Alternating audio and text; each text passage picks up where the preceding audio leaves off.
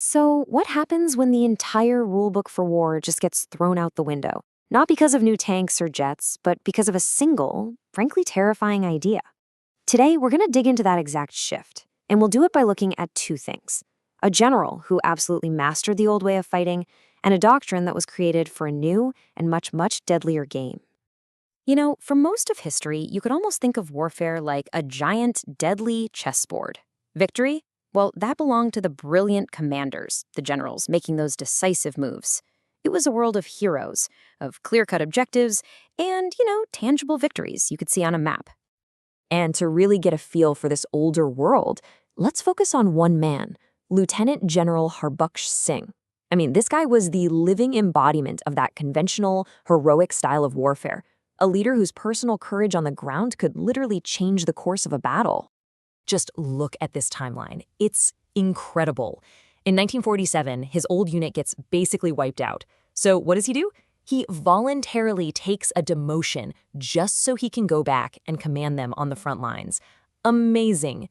He then leads the decisive battle at Chalatong Bridge, a huge turning point, and gets awarded one of India's highest honors for bravery. By 1965, he's in charge of the entire Western Front. His whole career is just a highlight reel of clear, decisive, conventional warfare. This was the time when the goals were just straightforward, right? Capture this hill, defeat that army, military superiority translated directly into political results. If you were stronger and smarter on the battlefield, you won. Simple as that. But that simple reality, it was about to get unbelievably complex. A new kind of weapon was about to enter the picture that didn't just change the battlefield, it completely upended the very logic of war itself. 1998. That's the year. It's when both India and Pakistan conduct a series of nuclear tests, and in doing so, they completely, irrevocably change the strategic landscape of South Asia. All the old rules of engagement, poof, gone. See, nuclear weapons didn't just give each side a bigger bomb. They created this bizarre strategic paradox. They became a kind of shield, yeah, but a really strange one. Instead of stopping all conflict, they actually made certain kinds of conflict way more likely. Okay, so this brings us to this really key concept. It's called the stability-instability paradox. Here's the idea. When two nations both have nukes, they are super unlikely to start a full-blown war that could lead to, well, mutual annihilation. That creates stability at the top level.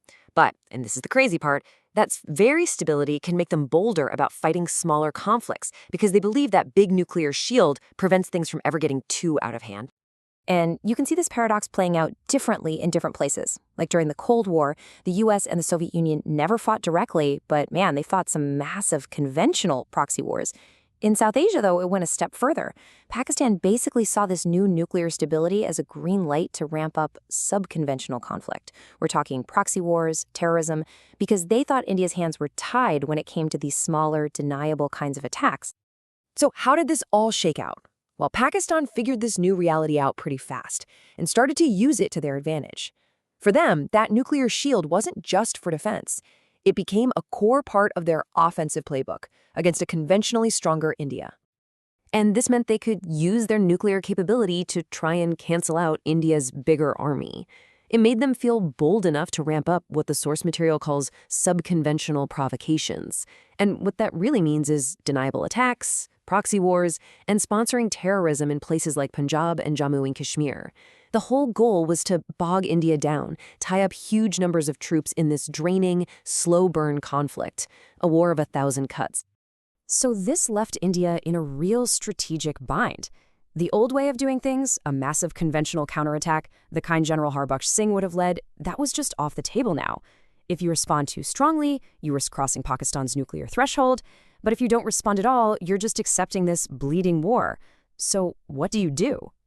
India's answer was a new, pretty controversial, and really proactive military doctrine, and it came to be known, colloquially at least, as Cold Start. The whole idea behind Cold Start is all about speed and limitation. Instead of that slow, massive buildup like in the past, the goal here was to launch really rapid, hard-hitting, but limited conventional strikes, and get this, within just 3 to 4 days of an order being given. It was designed to be fast enough to get the job done before international pressure could stop you, and limited enough to, hopefully, stay below that nuclear red line. So the doctrine had these three really carefully balanced goals. First, punish your adversary. Inflict some real damage.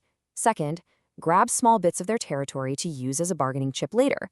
And third, and this is the absolute crucial part, do all of this with limited strikes, specifically designed to not provoke a nuclear response. It's a real tightrope walk. As the military analyst V. Kapoor put it, the logic was that in the nuclear age, small and few flexible responses are just better than large and many massive ones. Cold Start was really the ultimate expression of that idea, a sharp, fast, but deliberately restrained military punch. But, and there's always a but, isn't there? This is where the story takes another twist, because in solving one problem, India's new strategy created this really profound and kind of dangerous contradiction right at the heart of its own military thinking. Okay, check this out. On one hand, you've got the Cold Start doctrine, which is all about limitation. Its entire purpose is to be measured, to stay below that nuclear line.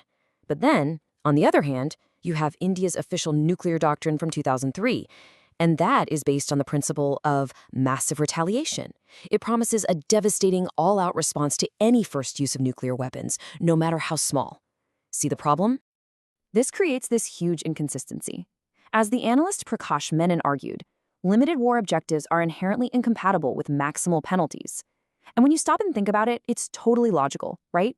Why would you launch a limited attack for a modest goal if the enemy's response, even one tiny tactical nuke, would trigger your own doctrine of total nuclear war?